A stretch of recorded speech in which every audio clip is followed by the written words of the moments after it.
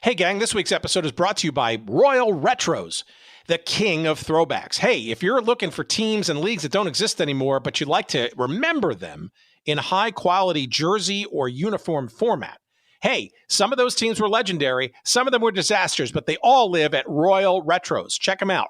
RoyalRetros.com. Use that promo code SEATS for 10% off all of your purchases. Check them out now. And now, check out this episode. What a pleasure this is, I'll tell you. I'm Jack Brickhouse. This handsome fellow is Milo Hamilton. We're at Sec Taylor Stadium in Des Moines. I might add, one of the great sports cities in the entire Midwest. The history of this city is just absolutely spectacular. And I better say it that way because I'm surrounded by nothing but people from Iowa. Jack Schultz from the crew, Milo Hamilton from here, Arnie Harris, who went to school over here. I'm in serious trouble if I don't plug this place. Well, and we've had a long history out here, the Cub organization. They were here many years ago. They've returned now with the Iowa Oaks, the AAA ball club. We're going to see a good Wichita club here, leading hitter in the league. We're going to see a couple people who've been in the big leagues and are trying to battle their way back, so we should have an interesting game. If the weather will cooperate, Jack, that poured here last night, rained out a doubleheader. They're going to play another game after we finish this one night. If that's not enough, Iowa's got a doubleheader here tomorrow night, so they're playing it fast and heavy in Des Moines. And they play a lot of baseball here. They play a 136-game schedule. More about all that later on. We're going to have Roy Hartsfield and Rich Donnelly, the two managers, give the batting orders for their ball clubs before the ball game begins here in a little while. But we just want to say, welcome to baseball. Now, the last time we talked to you, the Cubs had just won 5 out of 6. The farm club of the Chicago Cubs here in the American Association. And, of course, coincidentally, not too long ago, Wichita was the Cub farm club, but the Cubs left Wichita. Wichita now has the deal with the Texas Rangers. Welcome to Good Seats Still Available, a curious little podcast devoted to exploring what used to be in professional sports. Here's your host, Tim Hanlon. Well, this is a fine kettle of fish we find ourselves in. How are you, everybody? My name is Tim Hanlon. As announced by the great Corey Coates, it's Good Seats Still Available. Also announced by the great Corey Coates, our little journey each and every week, or mostly every week, into what used to be in professional sports. I appreciate you finding us. And thank you for downloading us, putting us in your earbuds, doing whatever you do to ingest this little program this week. And this week we are going into hot stove mode as we anticipate, hopefully, baseball coming up. Hopefully it's going to come. And hopefully spring with it. And we are, if nothing but attempting completism with this show. And this is a great episode example of such, as we welcome to our microphones this week, Steve Dunn, who now resides in Des Moines, Iowa, a longtime newspaper writer, sports reporter, back in the day when newspapers actually existed legitimately, not the sort of the thin gruel that they have sadly become. And we are going to circle the wagons around the great city of Des Moines, Iowa, and get into a litany of teams that made baseball happen in that great city, as you'll find out in our conversation coming up. Lots of interesting teams in history, all of them in the realms of the minor leagues, of course. And that clip kind of sets the tone, but rather uniquely. So let me set it up for you for a second before we get into the meat of the matter. That was a broadcast from WGN television in Chicago at the time in 1981, August the 1st, 1981. It was essentially what was emerging around that time in cable television, the still relatively early days of cable television, the superstation model. WTBS, obviously with Ted Turner in Atlanta, was one. WSBK in Boston was another. You saw Red Sox games from that. The Braves, obviously, with the Atlanta version of that. WWOR with the extra W there was carrying Mets games around the country, and clearly WGN was one of those superstations. So interesting factoid number 2, if you noted that date, we were just near the end of what had been a relatively impactful workers strike, a Major League Baseball strike. Whether the owners were locking them out or the players were going on strike, it depends on who you were talking to in the process. But You heard the great Cub announcer voices of Jack Brickhouse and Milo Hamilton calling his game from Sec Taylor Stadium in Des Moines for a team known as the Iowa Oaks, which has evolved now into the Iowa Cubs. This was the first year, 1981, that the AAA Iowa Oaks were aligned, affiliated officially with the Chicago Cubs. So the Cubs had a previous affiliation with another Des Moines club for about 10 years prior, 1947 and 1957. That was a team that we're going to talk about called the Des Moines Bruins. Then there was they left for a while, that affiliation, and then ultimately came back in 1981. And since that time, with the name change and all, now to the Iowa Cubs, if you will, the premier AAA relationship with the Chicago Cubs. Many a Cub great has either come up through that franchise or has rehabilitated through that franchise and the like. Just one, actually two, the Iowa Oaks and the Des Moines Bruins, of the teams that we're going to get into in our conversation. But let me wrap up this clip thing here. This was, I believe, after a few months of being off, literally, WGN and any devoid of any baseball. This was the first time, I think, frankly, until the strike was ended, I think the next day, August 2nd of 81, that Messrs. Brickhouse and Hamilton were just getting a few more reps out there to kind of get back in the swing of things, literally, as the Major League Baseball season was going to come back online. As we know, a second split season kind of approach. But this was the broadcast, and what a wonderful way for the Cubs organization to welcome its first-year relationship with the then Iowa Oaks, and also, get some baseball to the legions of fans, not only in the Chicago area, but across the country on the superstation kind of approach that WGN was doing at that point. Anyway, I thought a wonderful introduction to the topic at hand and some really interesting teams that we're going to talk about with Steve Dunn in a few minutes. The Demons of Des Moines were one of those teams.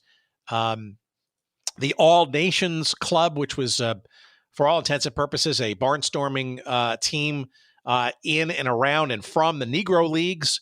So a lot of Negro League history that's involved in there.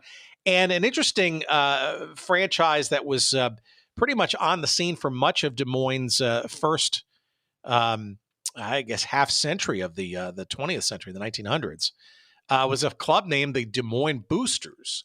And it's interesting because that team essentially in the early part of the century, starting in 1900, in the Western League, that was Class A ball at that time, seemingly almost changed its name every season. So we're going to knock out a whole bunch of interesting names, some of the most interesting names in baseball history. The Des Moines Hawkeyes became the Detroit. Can you imagine? The Des Moines Midgets. The year in 1903, they became the Undertakers. We'll find out why. And that only lasted a year because they became the Des Moines Prohibitionists in 1904. Then they reverted or became the Underwriters in 1905. And nicknames like the Champions and the Champs and the Boosters and all kinds of different crazy names and stuff. We're going to knock out as many of these as we can. And it's all part of our celebration of the history of minor league baseball in Des Moines. And Steve Dunn is our guest this week, and we're going to talk about that in just a moment's time. But first, a quick plug for his book that gave us the excuse to have this conversation. It is called Pug, Fireball, and Company, 116, count them, years of professional baseball in Des Moines, Iowa. It is available wherever you can find good books. And, of course, you can find it from our website, and we encourage you to do so at goodseatsstillavailable.com. Just search up this episode. It is numbered 335. My goodness. And there will be a few convenient links there for you to get said copy of said book through our Amazon affiliate link. And we appreciate when you buy it that way. Of course, you can go to down the street to your local independent bookseller or buy it anywhere else you'd like. But we encourage you to go through our little link. Could we get a couple of of pennies and nickels and an occasional dime or two of referral love. And we appreciate that because that's the only way we keep our lights on and stuff. And it's the only way we kind of shake you down on this show. So we appreciate you doing that. And I know Steve will too, because he'll sell another book. And hey, by the way, if you happen to be listening to this episode in real time, that is when we drop this episode, I believe it's on the 5th of February, and you happen to be in the Des Moines area in the next week or two, on February 17th, you can meet and greet Steve Dunn, author of said book, Pug, Fireball, and Company, and get a signed copy, for goodness sakes, at the Barnes & Noble in West Des Moines at the Jordan Creek Town Center. He'll be there from 4 to 6 p.m., so mark it on your calendar. Get yourself to Des Moines, West Des Moines in particular, at the Jordan Creek Town Center. The Jordan Creek Town Center. That's right. Barnes & Noble on the 17th of February at 4 p.m., 4 to 6 p.m., and purchase yourself and get yourself a signed copy of Pug, Fireball, and Company. But before you do that, sit back and enjoy this conversation we had with Steve. Let's talk about some Des Moines baseball. Let's knock out a few names from our list of franchises in our quest for completism. As always, we encourage you to please enjoy.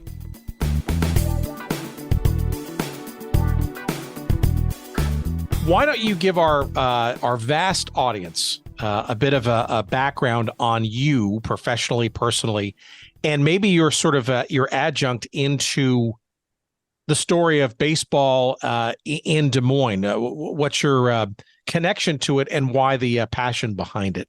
Well, I worked in the newspaper business on the editorial side for about 4 decades as a general assignment reporter, sports writer, and a managing editor of weekly and dailies, the last daily in Keokuk, Iowa. Then my wife and I moved up to Des Moines in 2014 because we had 2 daughters up here and 2 grandchildren at the time. Now we have 4 grandchildren. The 1 daughter's moved to Phoenix, 1 is still in this area, and 4 grandchildren. I've always loved baseball.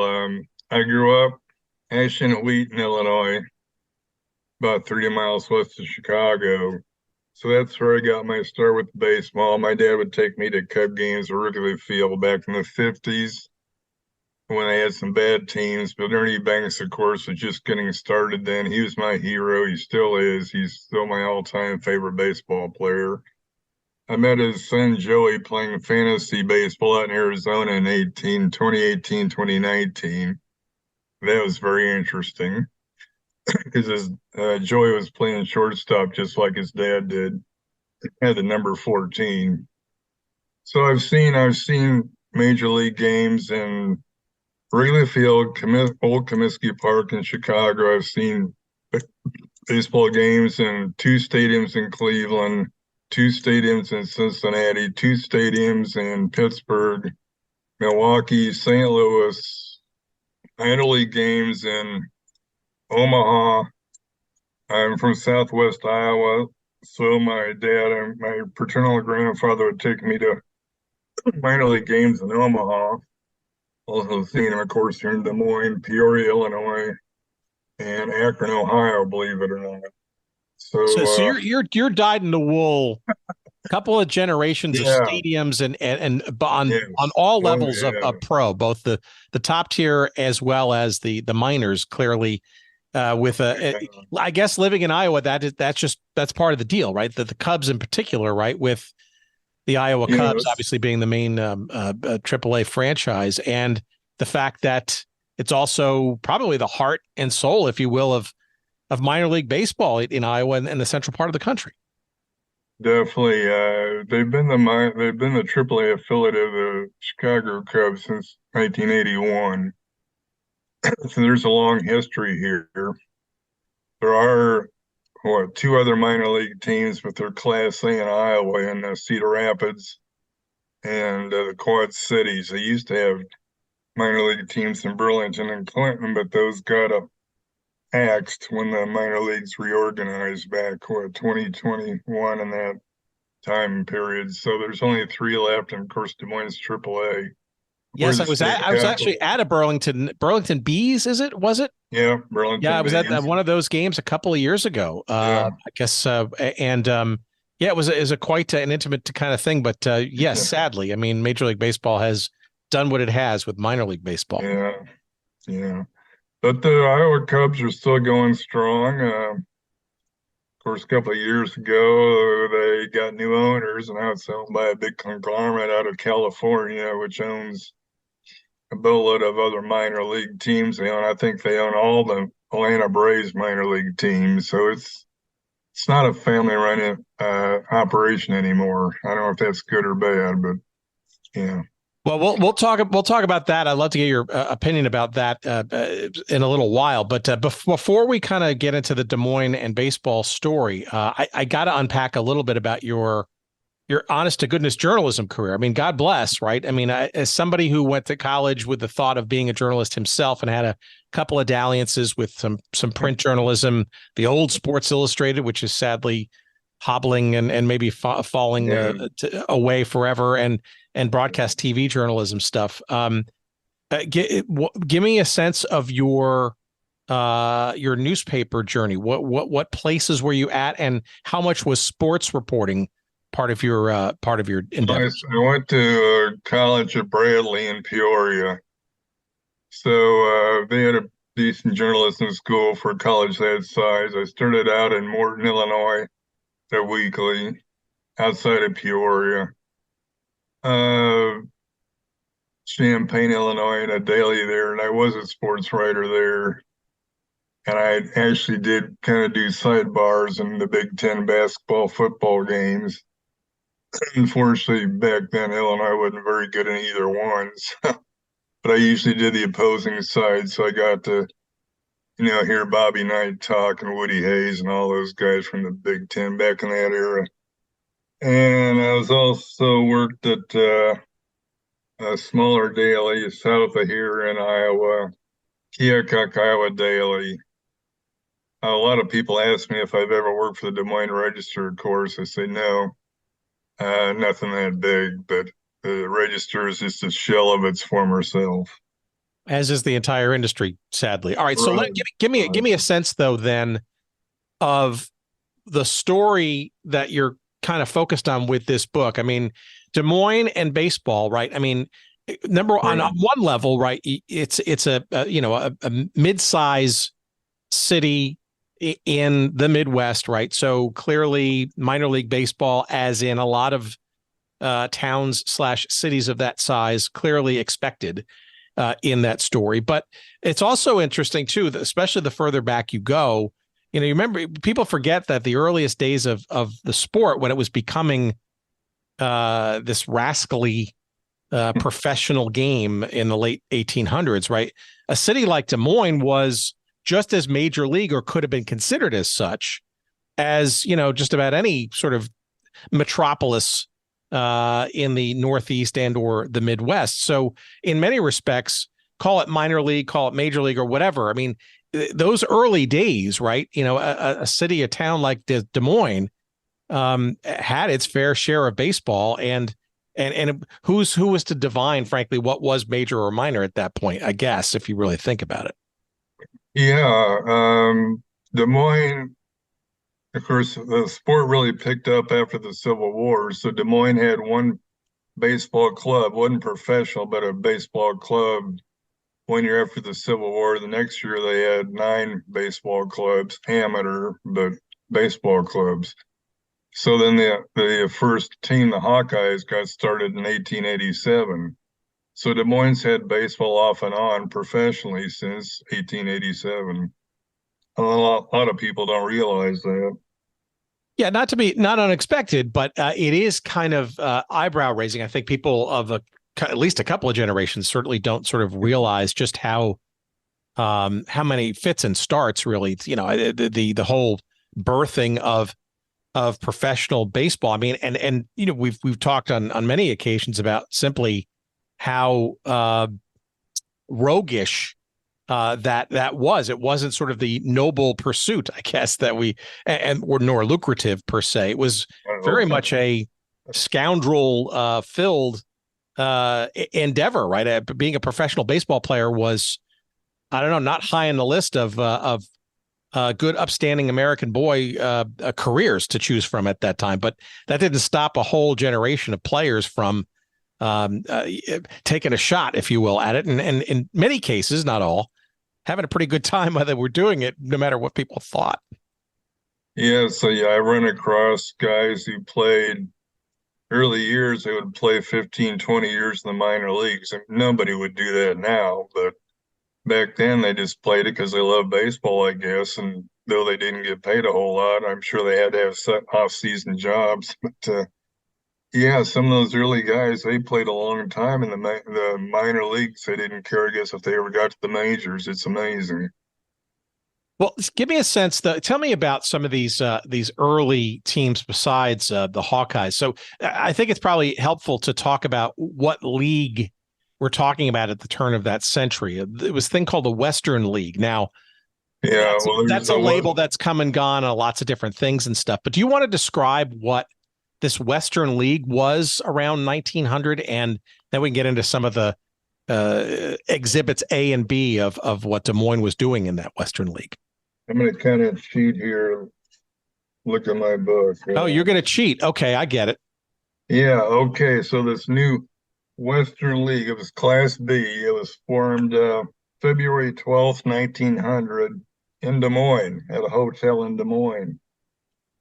So they had the other teams were Denver. Yes, Des Moines actually was in a league with Denver. Omaha, Pueblo, Colorado, St. Joseph, Missouri, and Sioux City, Iowa. There are 8 other cities that sought admission to the league, but they wanted to keep it to 6. Among those other 8 were places like Cedar Rapids, Colorado Springs, Dubuque, Peoria, Rockford, Rock Island, Topeka, Kansas. So in March of that year, they started building a new ball field, which would be like downtown, right in the center of downtown now. They made about $3,500 worth of improvements to it.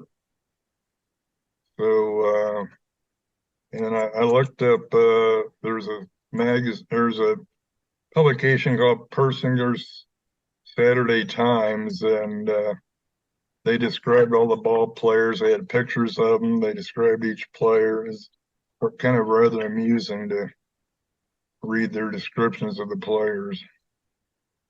But it's also interesting, though, that and as I've done my research as well as in reading your layout of the various teams in Des Moines, tell me if I have this right. It looks, and I don't know if this is just historical convenience or reference, cheating, if you will, but it looks like from 1900 almost unimpeded until at least 1937, there was a team in the Western League in Des Moines that was, for all intents and purposes, the same club, but it shed its skin and changed its name a whole bunch of times. So number one, is that true? And then number two, are all these different names and teams, are these different teams, or is this literally the same team just sort of morphing into different expressions of themselves? It's the same team, but they underwent several name changes.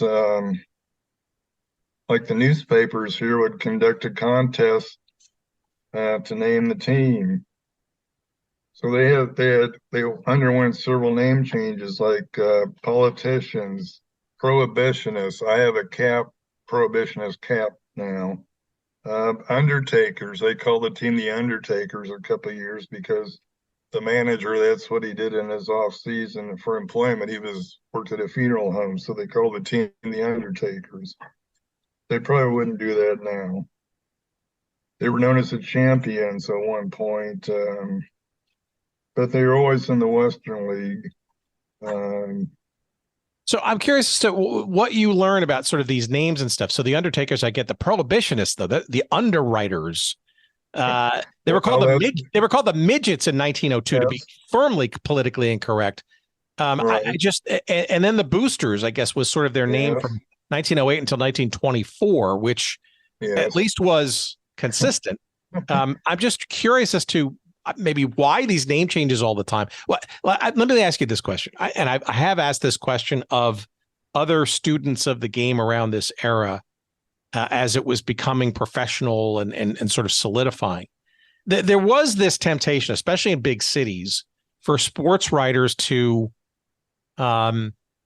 unofficially nickname these clubs because maybe they didn't even have a nickname per se, or they just exhibited certain certain identities to them, and the nicknames sometimes stuck or were informal and not really the official names. But maybe there's some answer in that sort of questioning. Do you think? I don't know that the newspaper sports writers named them. I think the clubs just renamed themselves, or in this one case in 1904, they actually had a 3-day newspaper contest sponsored by the Des Moines paper from April 7th to April 9th, and a Rock Island Railroad clerk, Roy Brown of Des Moines, was the first person to submit the winning name, and he got a $5 gold piece. And that was called the Politicians. But get this, more than 250 names were suggested.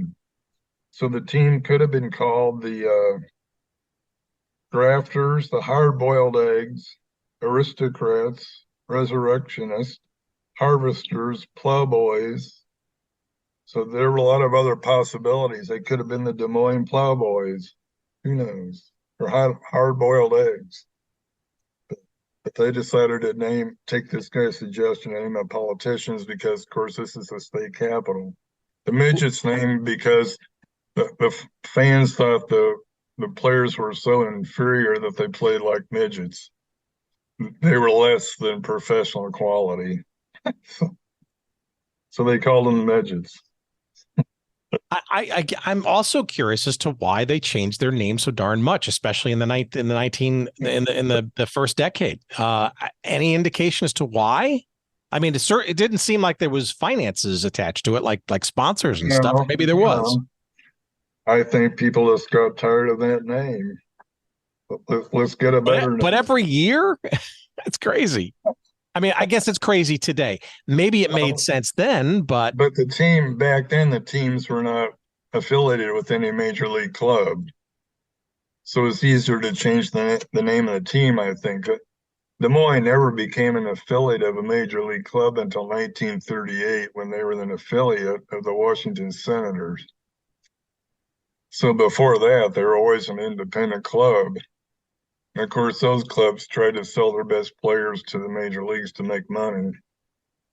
So do you think it was a lack of professionalism that they were changing their names all the time, or just because, or an indication of perhaps of the, if you will, the lack of leadership, or you just think it was just a novelty that?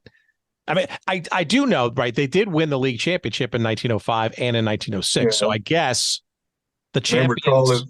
The champions one year and they call the champs the next year, right? I get that, but right, yeah. But the underwriters, the Undertakers, not so much. Of course, the underwriters, because this is the insurance capital of the Midwest. Des Moines and Hartford are probably the biggest insurance cities in the country, so that's where you get the underwriters from. No, I just think a lot of the early minor league teams, they did change names, not probably as often as Des Moines did, but so maybe that's just unique to Des Moines, but they've undergone a lot of different names over the years for whatever reason. Okay, how about they did settle on in 1908 for a good 10, 15 years. The name Boosters. Any understanding as to why Boosters became the one that stuck for such a period of time? No, I've never tracked that down. I guess they liked the name well enough. They didn't think it needed to be changed. Maybe just civic pride. Baseball in the early days was a very civic endeavor. On opening day, they would have parades before the game. They'd have a big luncheon. The whole community could go to the luncheon, go to the parade before the game. They'd have a banquet after the game. Of quite a big deal. They don't do that anymore. I guess I should suggest that to Iowa Cubs in the city. Let's have a parade on opening day. How about the ballparks? I know around 1912, this Western League Park became kind of the place where the games were played, but there were a number of other sort of locations around Des Moines where they were played, right? Again, not too dissimilar from other cities out there, right? But maybe a little background as to how and where these games were played. Any sense of how fans enjoyed the experiences, or, were they ragtag? Were they pretty decent? What was the Western League Park like? Any knowledge there? The first one was Southwest 7th Street, which is only about 5 blocks away from the current ballpark at the confluence of the Des Moines and Raccoon Rivers in Des Moines. And actually, that's where the city more or less started. There was a Fort Des Moines here originally before the city was actually incorporated. So they had this fort at the confluence of the rivers. That's where Des Moines started. And that's where Principal Park is now, where the minor league team plays. But the first ballpark was Athletic Park. I'm sure it was a wooden structure. Admission was like 25 cents a game. First time for a minor league park, I'm sure it was okay. But then in the 1900s, they moved to a place downtown. But they lost that in urban redevelopment. So, the Western League Park in 1912, it's out on the north side of town. We got North High School out there. That's where the North High School is, a little east of the Des Moines River. Yeah, it's Des Moines. And of course, that was the site of several big events in Des Moines baseball history at that Western League Park before it was finally torn down. And Des Moines didn't have professional baseball from like 39 to 47. They didn't have professional baseball during the war years. And then it came back in 47.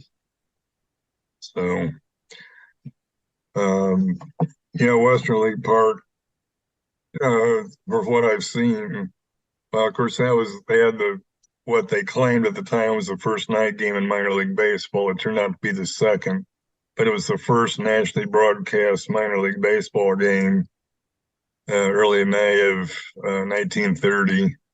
That's when that was, according to lore, it was partially broadcast on NBC. God, love to get some cinescope of that. But the last half of the game didn't start till 8:15, so they could pick up the last half on NBC on the national radio network.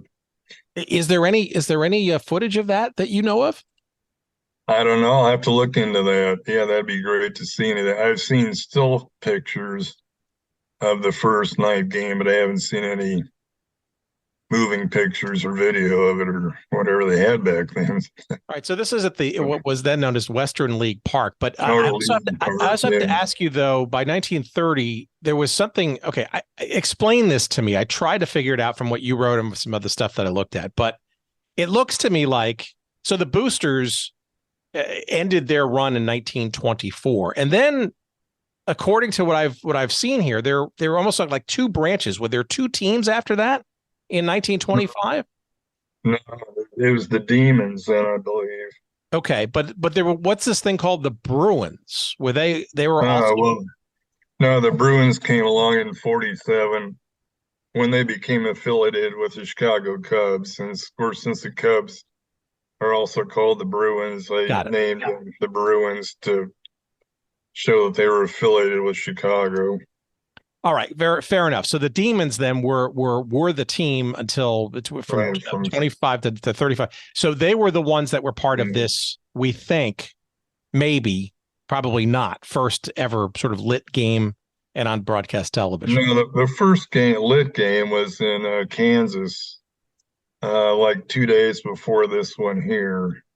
And a lot of people up here still don't know that. They just assume this was the first night game, but no. It was the second, but I've seen more than one source confirm that, yeah, it was picked up by NBC here, so Des Moines does have that honor.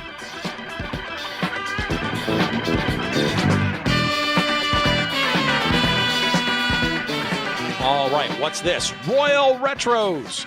All right, longtime fans of this show may remember a little site that we used to promote the heck out of called 503 Sports. Well, not only are they still around, they are now known as Royal Retros. RoyalRetros.com, the king of throwbacks. And like the name implies, the highest quality jerseys and hats and apparel and all kinds of stuff related to various teams and leagues and situations that we love to obsess about here on this show. And I'm talking about getting jerseys with your name and number on the back of them, customized to your liking for the WHA or old NHL hockey teams that may not exist anymore. Perhaps it's a Federal League team from way back or a Negro League team. Maybe you're just enamored with the various football leagues of the past, like the Arena League or the All-American Football Conference or the original UFL, United Football League. Yes, you can get all of those teams in all kinds of colors, away jerseys, home jerseys. You want to put your name on them. You want to make sure you got the official patch on the side.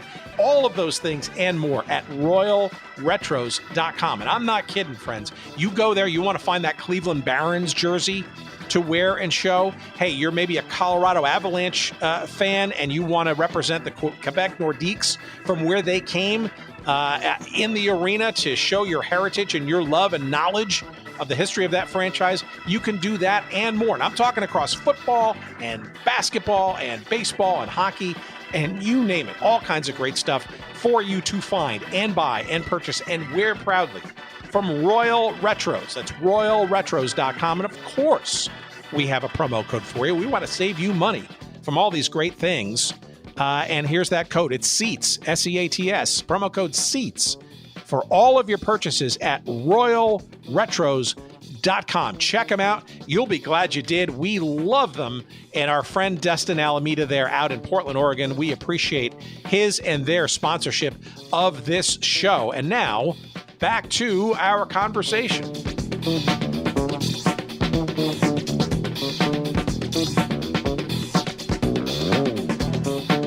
All right, so describe then the Demons, who look like they were kind of about as consistent a team as you had in Des Moines there. They were in Class A from 1925 to 37 or so, and then and then they came back as a Class B team in 59 to 61. In the 3I League. So what is this 3I League? That's a question that I had. Illinois, Indiana, and Iowa, is that it? Right. Well, that was a fairly famous league for that level.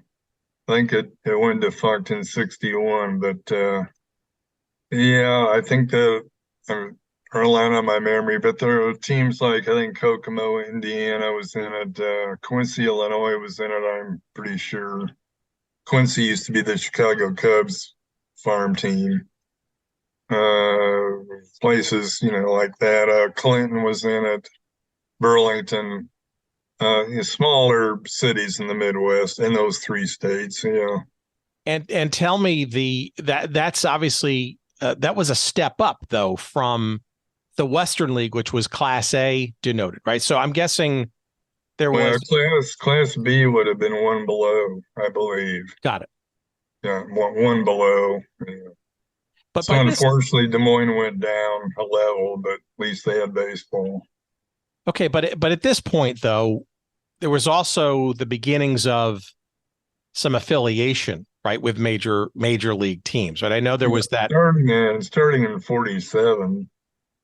Well, of course, the Dodgers, the Cardinals were responsible. Branch Rickey for having all these farm teams.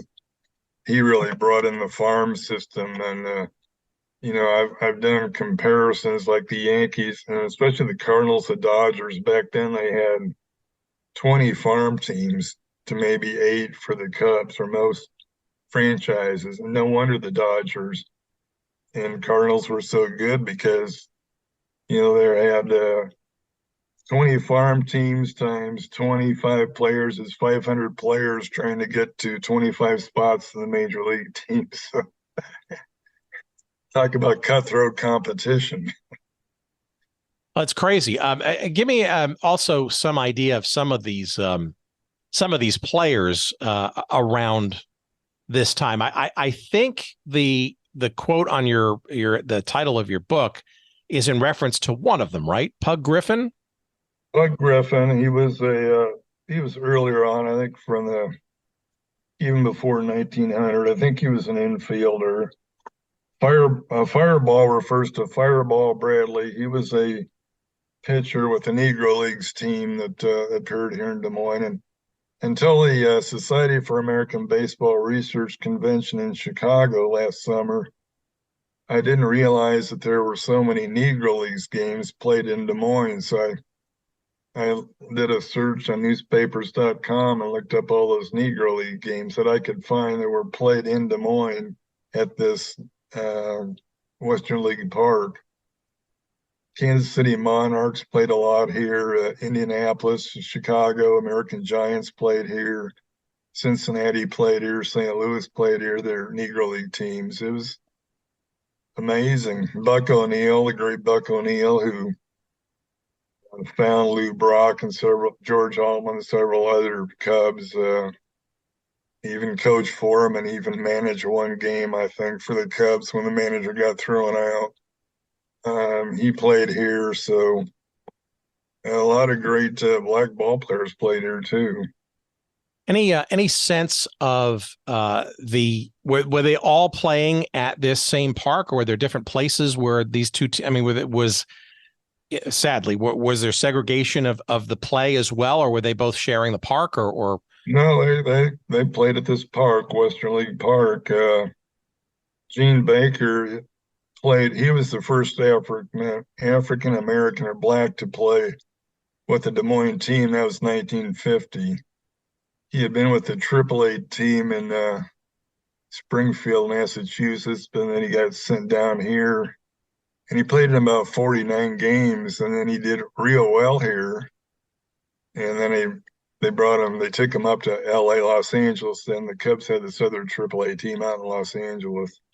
But he was here for 49 games, did real well, and by all accounts, he was accepted pretty well. There's only one place on the road where he had to stay in another motel. I think that was Wichita. Maybe he had to stay. He couldn't stay with the white teammates. He had to stay someplace else. But by and large, he did okay here, and people seemed to respect him. Tell me a bit more about J.L. Wilkinson, because it was an Iowa native. Going to Iowa, up right. north of Iowa. But obviously, I think a lot of people remember him and his exploits with the Kansas City Monarchs that you mentioned. But there was also this before then. There was this. Tell me about this team. It was called All Nations. It was sort of like a Harlem Globetrotters, almost a traveling team. Well, that's the team that became the Monarchs in Kansas City. Yeah. So the first All Nations game was played on Sunday, May 5th, 1912, against the local Moose Lodge squad. Oh, those dreaded Moose! They usually they were feared at that time, I'm sure. But his team, and the reason they were called the All Nations was it included blacks, Native Americans, Mexicans, and other nationalities. Which, of course, well, the fact that it included blacks, that was, nobody at that time in the major leagues had black ball players. The All Nations won 3-0 in 7 innings, and then. In 1913, they finished 119 wins, 17 losses, and 2 ties. So they went around neighboring states. They played. They were a barnstorming team primarily, but it was based in Des Moines. Their last game here was September 19th, 1915. They played the Chicago Union Giants, and Wilkinson's team lost 6-1. And then after the 15 season, he moved the team to Kansas City and renamed it the Monarchs. And of course, the Monarchs had a heck of a history. They had such players as Jackie Robinson, Ernie Banks, Elston Howard, Gene Baker, and their manager at one point was Buck O'Neill. So, yeah, and look, I think that's one of the biggest sort of stories that really has not, and obviously the stuff that you've written sort of helps unearth that stuff. But I mean, I without the All Nations and Des Moines, and you wouldn't have this sort of Kansas City Negro League success story. Heck, the Negro League Museum Hall of Fame is based in Kansas City, based off of that. So it's ironic but important to remember, right? That without Des Moines, you wouldn't have a whole bunch of that story. Well, what makes it even more important and interesting that this Wilkinson was white. He wasn't black. He was a white guy. He was probably the only white owner in the Negro Leagues for years. I'm not sure there ever was another white owner. But obviously he was very forward-thinking and having all these nationalities on his baseball team when nobody else in the major league level was doing that. Yeah. Pretty phenomenal. No, it's phenomenal. And it's again, it tells you that, you go back in time, that the beginnings of the professional game in this country, right, was not necessarily domiciled in big urban areas like Boston and New York or Chicago, right? You had smaller cities around the Northeast and the central part of the country that were innovating the game, frankly, almost potentially as equal to, in terms of the way they set up and barnstorm and made money, if you will, as those big guys. Yeah, of course, the Negro League teams, they did use light. It's interesting. They would carry the lights around with them. They were portable lights, so they did plan their lights. I don't know how good the lights were, but they did use portable lighting because they carried their lights around with them. A lot of innovation there, and sadly, not a lot of it recognized until later in time. And we go back and we still learn more things about the Negro Leagues that probably have yet to be unearthed. All right, so let's give me a sense though of, so we've kind of gotten to about sort of wartime, I guess, or so, when it comes to Des Moines and professional baseball. But you did mention there was a period of time when Des Moines did not have minor league baseball. Can you explain that dark period and then its renaissance when it sort of came back to life? Well, I think from 38 to 47, of course, that was the Depression years, World War II. I think the league just disbanded. There were other leagues that I think disbanded around that time. And the thing about night baseball was that's credited with saving the minor leagues, or else a lot of those minor leagues would have folded probably in 1930 when the Depression really started. But that kept minor league baseball going, 5 years before the major leagues ever had night games. So in 47, they tried it again, and this is when the Bruins came, were the name of the team, yeah. The local sports editor, Suck Taylor, a very famous guy in his own right, he was nationally known. The Des Moines paper at the time had one of the best sports sections in the whole country of any newspaper, and he was the editor from early 19 teens to the time he died in Florida, covering spring training in the 60s, I think it was. But he was quite a mover and shaker, and he helped get Des Moines back into professional baseball in 47. Describe that, though. That didn't last all that long. I know they were affiliated with the Cubs for most of their life, except for 58 when they were with the Dodgers. 59 through 61 in the 3I League. That folded. So from 61 to 69, they were without any team. Then this guy, Ray Johnston from Texas, originally from Detroit, Michigan, but he made his fortune in in Texas. He put a franchise in Des Moines in '69, and he had it till about '79 when a local group bought it to make sure that it didn't go, out of town. There was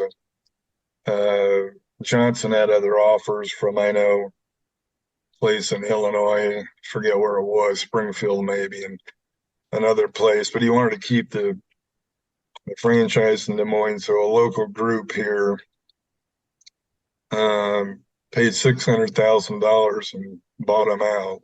And it's interesting because I got through a pickleball contact, I found the daughter of this guy, Ken Granquist, and I interviewed her about what it was like and she worked for her dad in would have been the Iowa Oaks then back in the 1980s, what it was like, what the ball team was like back in the 80s. So that was nice to be able to talk to her. All right, let me back up for a second, though. So 1947, when the Bruins came, if you will, back to life in Des Moines, or the baseball came back to life, back in the Class A, it was back in the Western League.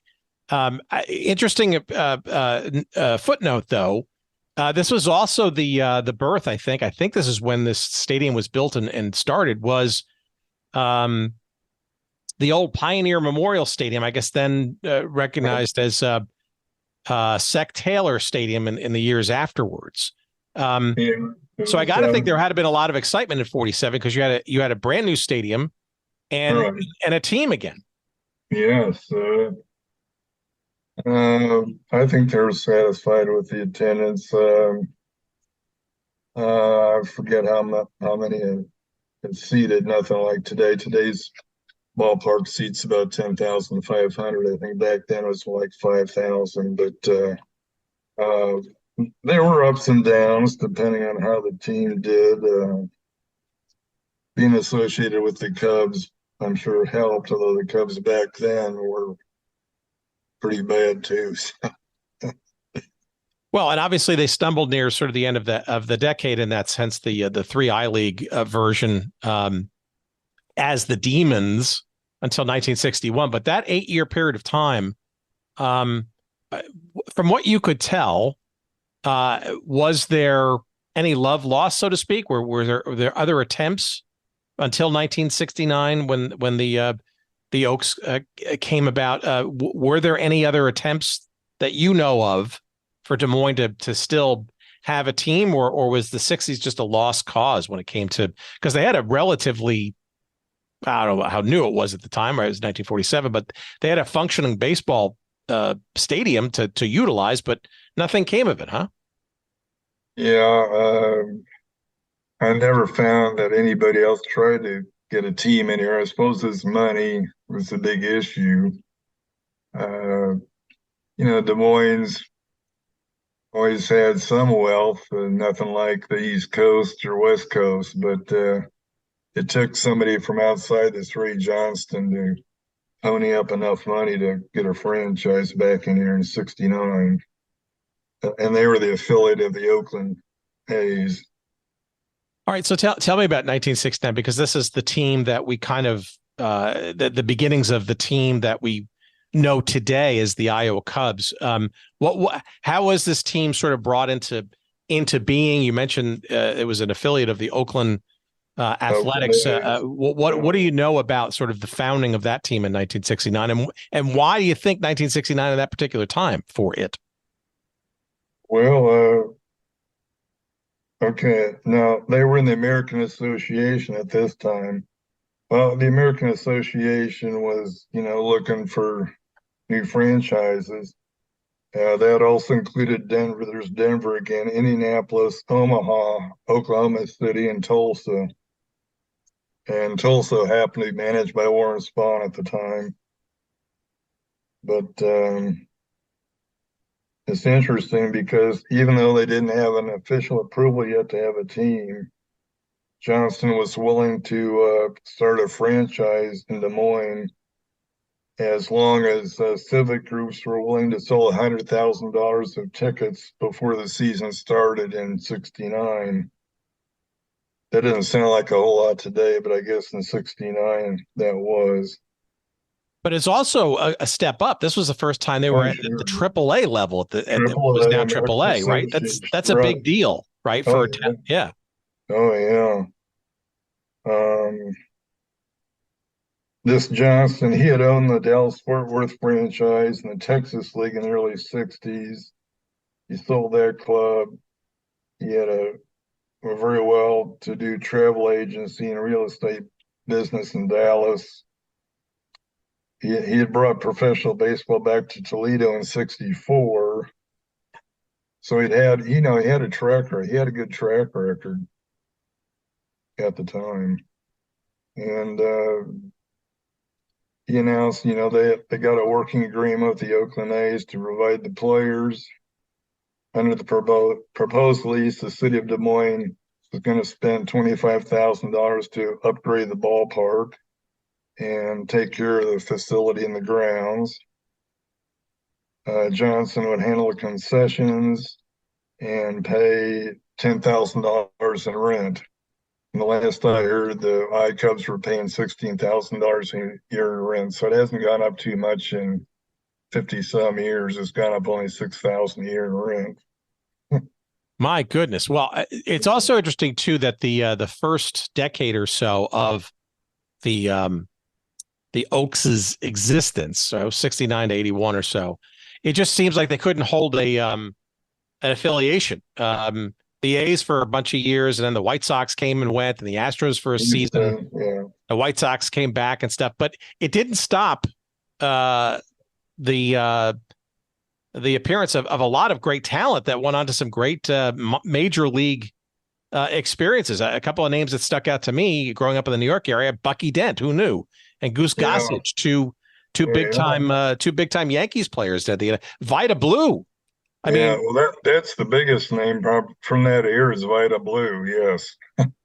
He still holds a couple of franchise records. Yes. Well, Harold Baines. I mean, Bill McNulty. People remember. I mean, Pat Tabler. I mean, there was some great names coming through all of that, despite the affiliation dance that was going on. Tennis, Manny Trio, George Hendrick, Tony LaRussa played here and managed here.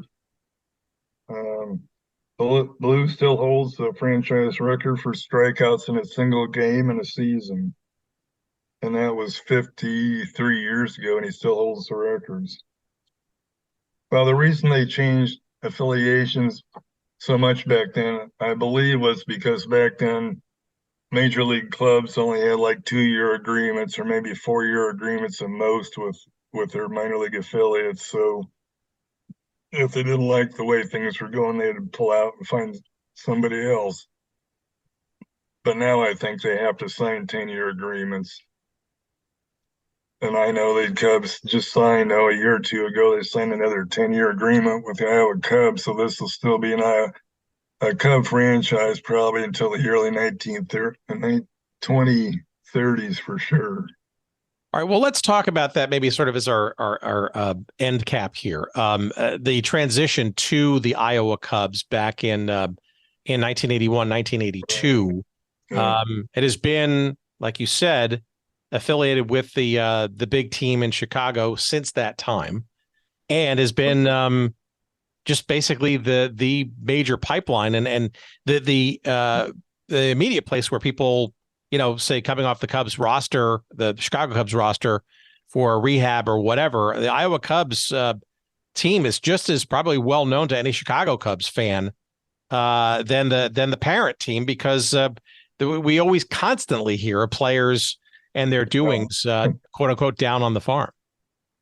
Yeah, I've heard of people from the Chicago area, and I can understand that they'll come here for a weekend to see baseball games because, of course, it's much less expensive than Wrigley Field, which, the Cubs have the highest ticket prices in the major leagues, despite not having a championship team.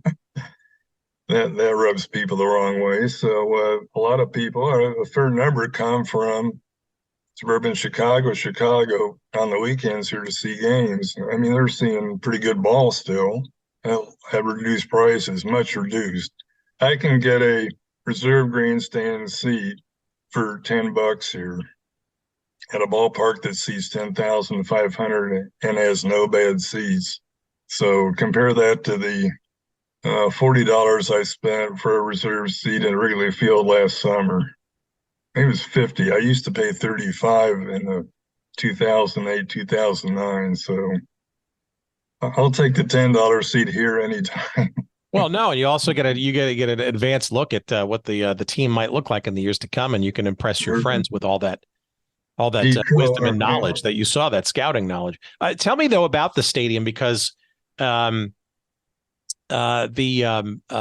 aforementioned park kind of met its demise through Mother Nature back in the early 90s. Maybe describe a little bit of the end of Sec Taylor Stadium and what sort of took its place, but I think on the same footprint though, right?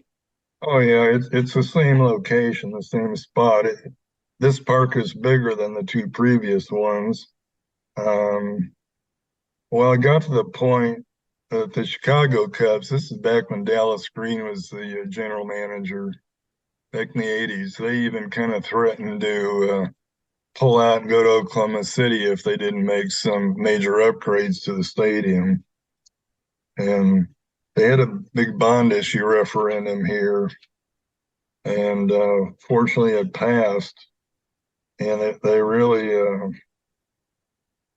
made a nice ballpark out of it. And then 1994, I think it was, Principal Park, a Principal Insurance Company gave them $2 million to name the stadium after them, Principal. And that's where you get Principal Park. And so now it's got lots of skyboxes. I've been in those. They're very nice. The seating bowl is nice. You don't have to sit behind a pole like you do at Wrigley Field. You see a view of the Iowa Capitol across center field. You see the Iowa Capitol. Most seats you can see the Iowa Capitol out in the distance. At night, it's lit up. That's real pretty. You're right at the confluence of these two rivers, so you see the rivers outside. You're close to downtown, so at night you see the lights from downtown. It's just a real nice spot. And a couple of years ago, they came out with a feasibility study to make more improvements to the ballpark. And we're talking about millions of dollars over several years to put in more fan amenities, put more stuff outside the ballpark, like another park for kids, fishing dock, boat launches, a parking garage. There's just surface lot parking now. So I don't know if they'll ever be done, but it'd be nice because it is about the oldest AAA ballpark in the country now, close to it. Well, it's a quintessential and sort of a down home sort of Cubs experience, if you will, right? And exactly. It's kind of a throwback, even though they haven't won a league title since when, 1993, I think it was. 1993 was the last league championship, and that was back in the American Association. To what would you attribute that? Is it just because the Cubs really don't care about that and they want it's truly for the parent team, and how do the fans feel about what's the fan relationship with the Iowa Cubs? And we'll talk about the new ownership in a minute. Well, of course, at the minor league level, and the Sam Burnaby, who I know pretty well, the president, general manager, who's been with this franchise for 41 years now. He's realistic, their goal as managers of the Iowa Cubs to running the ballpark is to provide a safe, friendly, enjoyable fan experience, not necessarily to have a winning team. I mean, that's out of their control. The Cubs control the players. The Iowa Cubs, the office staff at the ballpark, they don't control the team.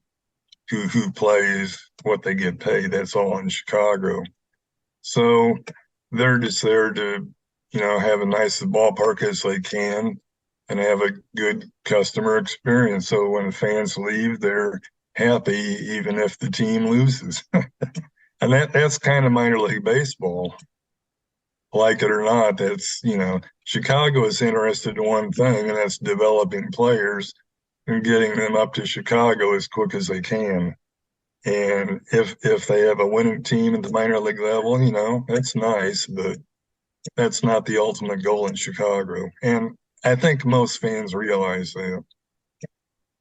All right. Well, that leads me into my last question, and I've been hinting at it already. But so what your perspective on the ground and from your journalistic sort of sensibilities, what are your thoughts about Diamond Baseball Holdings? At last count, they are now up to, I think it's 28 minor league baseball clubs that they own. And we all know about the realignment that Major League Baseball did with minor league baseball about 3 years ago. How do you feel about that ownership of multiple clubs, and what's it like on the ground with the Iowa Cubs in particular that you can discern for good or for worse?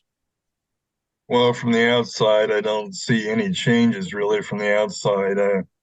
I did usher for them from 2015 to 2019 and 2022. So when I was doing that, I did get to hear a little more of the scuttlebutt, around the stadium as to what was going on.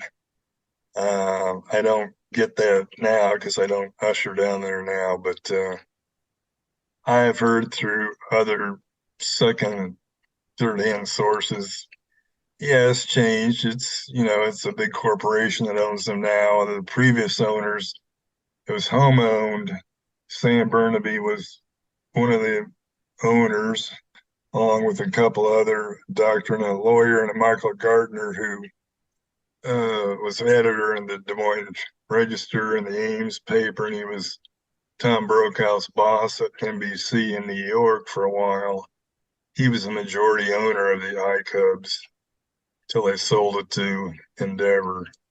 It was more of a family operation. You'd see Gardner, he'd come to about every game. He'd walk around the ballpark. He would, talk to people, very friendly. I don't know that anybody is from Endeavor is ever here. If they are, I wouldn't know them. So it's, they've probably changed the accounting system somewhat to match Endeavor. So stuff like that we wouldn't see from the outside, but I'm sure the cultures, I'm sure, is a little different because it's not a home-owned, locally owned team anymore. Do you sense the fans notice any difference, either for better or for worse, or the product or the amenities and all that kind of stuff? It sounds to me like that's kind of, as you're hinting at, kind of experience first, everything else. Right. The ballpark, they do a nice job of keeping it clean. I was down there after one game helping clean up. I'm in a community band, and that was one fundraiser, was go down there after game and clean up. That gives you a new perspective on ballparks. So when you have to clean up all the beer cans and the food thrown away, but I think the fans still enjoy it. They still have the promotions, between innings. That hasn't changed. They still sing the seventh inning stretch. They still have the national anthem before the game. They honor, they call it a hero, honoring like a serviceman or a policeman or fireman before the game. None of that stuff has been taken away. I think they're still going to have a naturalization ceremony that the previous ownership started. They naturalize about 30 people and become American citizens before a game every year. So stuff like that still goes on, and there's still each night is a special night for something, and they still have the promotions. So from that standpoint, nothing's really changed. Do you worry about those other clubs that we talked about at the top, no longer part of the Iowa minor league baseball sort of landscape? Do you worry about more contraction and maybe losing some of that sort of I guess, Iowa specialness when it comes to baseball in the minors? Well, those other two, Clinton and Burlington, I know Burlington has a wooden bat league, summer league, college league. So they do have baseball. It's just not professional. It's a summer college league. I don't see any more contraction. I don't see how they could. Each major league team only really has 4 minor league teams anymore. A, low A, high A, double A, triple A. Where you go back in the 50s, a lot of teams would have 2 triple A teams, 2 double A teams. Heck, the Cubs at one time, I think, had 14 minor league teams back in the late 40s, or 15. Now That's they when got 4. you had like Class D's and Class C's, and Exactly. And now you just got the 4 and maybe a rookie summer league, and then there's some leagues down in the Dominican Republic or South America, Central America, but I don't see how they could contract anymore. Well, it does. I do. You do worry, though. I think, at least I would. When you see multiple teams owned by, and this is a competitive thing, right? Yeah. In the International League where the Cubs play now, the Iowa Cubs. I mean, Diamond also owns the Louisville Bats and the Memphis Redbirds and the Norfolk Tides and the Gwinnett Suburban Stripers near Atlanta. I mean, okay. I mean, I guess if you own the teams, it's like you win either way, but it's also, I don't know, and I guess as long as, I don't know, what about the competition, right? I mean, to your point, right, that the individual clubs that they're affiliated with are responsible for stocking them and moving the players back and forth and then their salaries and all that kind of stuff. But the reality is they're jointly owned at the level that they're playing at. So you already hinted at some of the things that would be shared, like the back office and that kind of stuff. It doesn't stretch logic to think that, maybe the competition might be challenged or affected in some way, not necessarily positively, by this common ownership.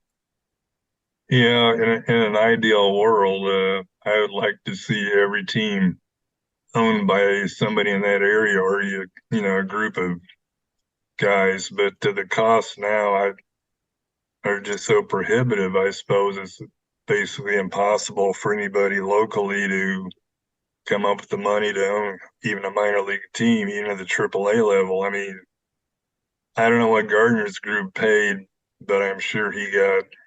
I shouldn't speculate, but they had enough money from the sale of the team to give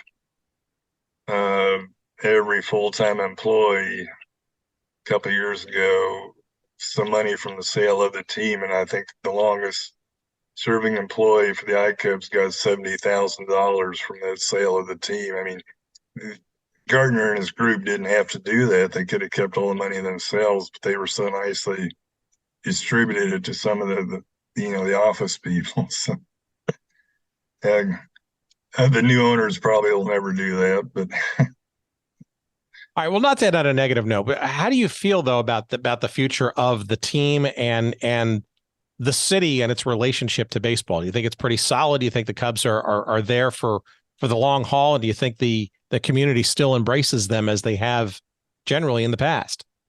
I think so. Of course, they got this working Grimm of Chicago that runs, I think, through the early 30s. So, it's assured for that long. It's easy to hop on a plane or even a private plane from Chicago and get here. It's not like going to the West Coast or having a team. I mean, the Cubs used to have teams out in Tacoma and Salt Lake City, places like that. I don't know why, but they did. The attendance is not as good as it was pre-pandemic, and I'm not sure any place has attendance as good as it was pre-pandemic. I think some people are still kind of reluctant to get to big crowd events, even outdoors. The time the Gardner's group owned it, they had 12 years where they drew 500,000 or more, which is kind of the benchmark for minor league baseball. They haven't done that since the pandemic, but I don't know that will ever come back, but they're still drawing 400, 450,000, and you still get decent crowds, and people are excited still. Yeah. All right. Well, I hope that continues because, cynic that I am, I mean, 8 of the 20 teams in the International League in which the Iowa Cubs play are owned by one owner. But okay, I hope that's the case. Don't like it either, but what can you do? Yeah, look, and I don't mean to be the old man yelling at the clouds. To me, it just feels like this is also part of the business model for a lot of sports, especially fledgling ones, and maybe I don't know, minor league baseball is necessarily fledgling, but arguably the business model might be. But look at Major League Soccer, for example. That's all centrally owned, and they're owner operators, not actual owners of the franchises, right? And a lot of these newer leagues kind of go with that model to begin with, at least, to kind of stabilize and centralize, and then graduate, if you will, to that. But this is interesting in that it's going in reverse, right? It's going from mom and pop and the, I don't know, the love and the, I guess the I won't call it naivete, but the sort of the essence of baseball at the minor league level, right? I think some of that soul will get squeezed out in this centralized business ownership of it. Now, if it's required for survival, that's one thing. I don't know necessarily if that's the case, but we'll see. But look, if it keeps the Iowa Cubs in Des Moines for a long period of time, and the Chicago Cubs benefit, and it's a mutually beneficial relationship, and it's still $10 to see a game, maybe maybe it's not all bad then. Yeah, they could have jacked up the ticket prices like 20 or 30. Quiet now. Wait a minute. Don't give any ideas. But they didn't. Well, I think they haven't, and there's a difference in those words. So they haven't yet. Let's stay in touch and let's hear that story, because I hope that is the case, that it's still maintained that way. But I don't know. I look at private equity and I see trouble ahead, but that's just me. I hope you're wrong. I hope I'm wrong too.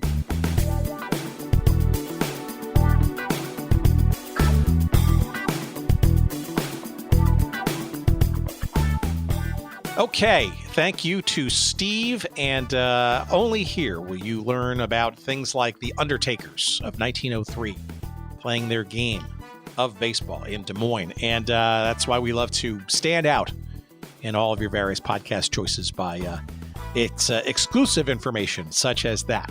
The book, again, is called Pug, Fireball and Company, 116 Years of Professional Baseball in Des Moines, Iowa. Its author was our guest this week, Steve Dunn. You can get a copy of it wherever you find books. Of course, your local bookseller, your independent bookseller, go for it there. But if you'd like the convenient way to do it, by all means, please go to our website at Good Seats, still available. Just search up this episode number 335 with our new pal, Steve Dunn, and you'll find a couple of convenient links there, and you will be whisked away to Amazon for a few easy clicks to get said book. And of course, we'll get some referral love when you do that. We appreciate that. Let's see some promotional stuff. The website is called Pug, Fireball and Company. It's all one word. Pug, P-U-G, Fireball, 2 L's, and A-N-D, Company, pugfireballandcompany.com. That's where Steve's blog is, all the information about the book, and some various ephemera from his collection that didn't make the book, etc. And we also encourage you, if you happen to be in the area in the next couple of weeks, depending on when you're listening to this, February 17th, you can meet and greet Steve Dunn and get a copy of this book for yourself and get a signed, autographed, I think it's the same thing, autographed copy, there you go, of this book at the Barnes & Noble in West Des Moines. That's located in the Jordan Creek Town Center. And that's on the 17th again of February from 4 to 6 p.m. Tell him we sent you. And tell your friends that we sent you. Please, by all means, follow us, subscribe to us, have your friends do the same thing. Hey, and God forbid, rate and review this show too. You may not like every episode, but if you listen long enough, you're probably going to stumble on something you do like. And that's our intent here on this show. GoodSeatsStillAvailable.com. You'll see and be able to stream all of our various episodes of the past. But the best way, of course, to make sure that you don't miss a thing is to subscribe and follow us wherever you get your podcasts so that you get them each and every week. You can send us email at hello@goodseatsstillavailable.com, and you follow us on social if you'd like to.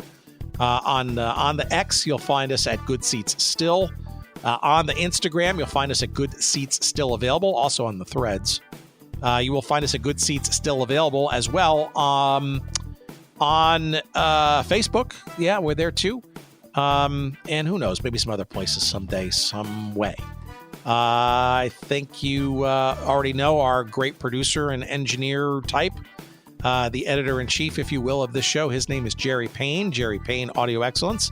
Thank you, kind sir, for all of your knob twiddling this week, as always. And, of course, we can't do this without you, our fun and frivolous. Not frivolous. No, you're wonderful.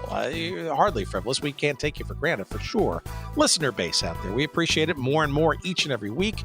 Tell your friends, and they'll tell two friends, and so on and so on. We appreciate that, too, for your support of this show. Until next week, take care of yourselves, and we will see you next week. Bye.